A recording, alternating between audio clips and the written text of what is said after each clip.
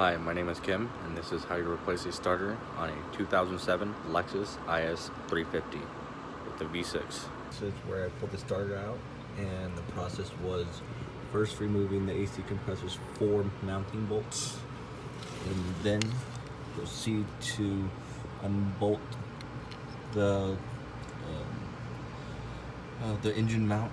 There is one bolt right underneath the control arm that holds it in. Let me see if I can get a shot for you.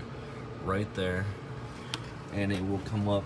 Then you got to proceed to removing those 4 bolts right in the center of the camera.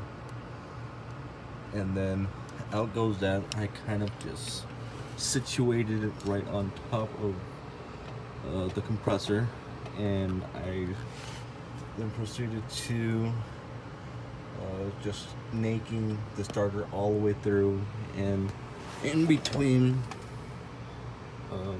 the stabilizer bar and the rack and pinion, squeezing through here. I had to clock it, get the fat side over here because it's bigger, it clears more, and it just snakes right out. And I will be reinstalling it right now. Be right back. Okay, we're back. Here I'm going to show you how to snake that starter through and pass the rack and pinion and the stabilizer bar. Hang in there. It's kind of a little... Here, let me try to put you on the ground and show you then.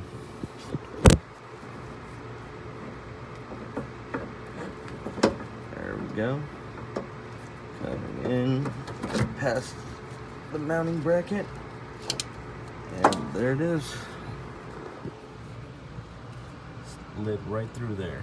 Alright, let me mount the starter and I'll bring you back. Okay, and here we are mounted. Positive wire mounted right there. Sorry, it's having a problem focusing. Right there, and we are not going to connect the starter signal wire yet up until we mount the motor mount in. And I also forgot to mention earlier, as I pulled that motor mount, I supported the engine and jacked the engine slightly up a little bit, so I have room to pull the engine mount backwards, and wedged it over here so it would stay out of my way. I'll keep you guys updated as I go. Right now I'm going to proceed to installing that motor mount bracket back and tighten it all up. Okay, I got a little update here for you. Now this is a little trick to the trade. The bolts. Never ever tighten one bolt all the way. Always screw in all the bolts all around it first. Make sure you're catching thread, make sure it's going in clean, and then you proceed to start tightening and torquing the bolts. Okay, and here we have tightened all the motor mount bolts down, except the one all the way down here. Haven't done that one yet. Okay, now, right there, there's a little nipple right there that the harness actually uses. Let me try to get this. It clips onto it. Let me try to free my other hand. Okay, there we go. Just clips in like that. And there is another one on the other side of this. Clip that in. And I'm going to show you now to connect the starter signal wire right there. Focus, there you are, and make sure when you're tightening that motor mount bracket, do not squish the wire harness. It's very important. Okay, I'll come back. Okay, here's a couple of important steps. There is 3 bolts, 1, 2, 3 up in this corner, right under the alternator, and there is 1 stud and nut in back of the compressor on the upper side of it. I can't point to it, you can't see it. The best way I got to it was to actually reach in and above, and you still have to have the engine jacked up in order to reach over there.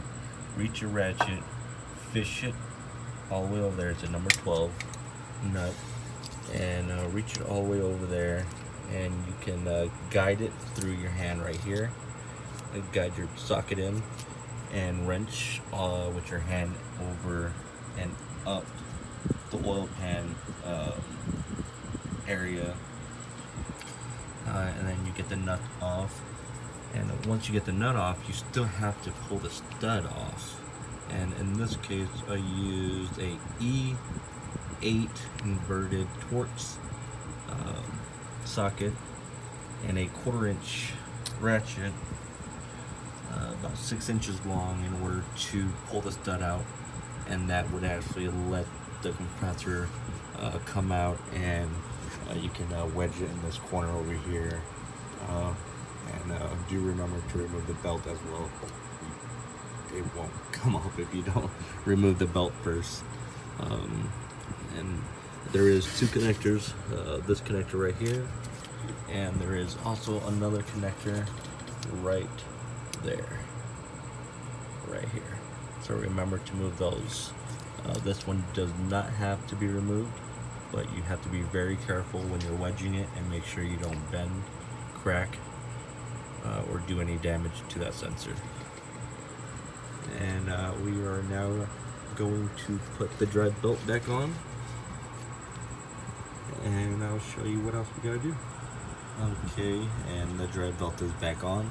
I used my 3/8 ratchet with a long 14 millimeter socket to untension, reapply the belt, and release tension. And now we are on our last move, which is tighten the starter mounting bolts, the 2 that are in back of the bell housing, and I will show you those next. Okay, and these are the 2 starter bolts. One is actually right, I'm trying to get my finger out there, right there, and the other one is right there. Both of these were hand started. I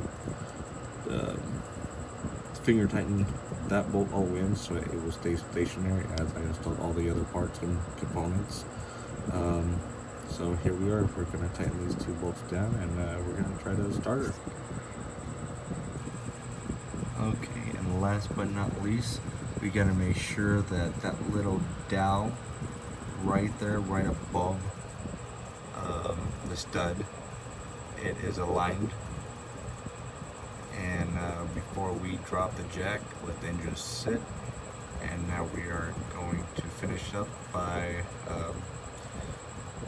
tighten the nut down.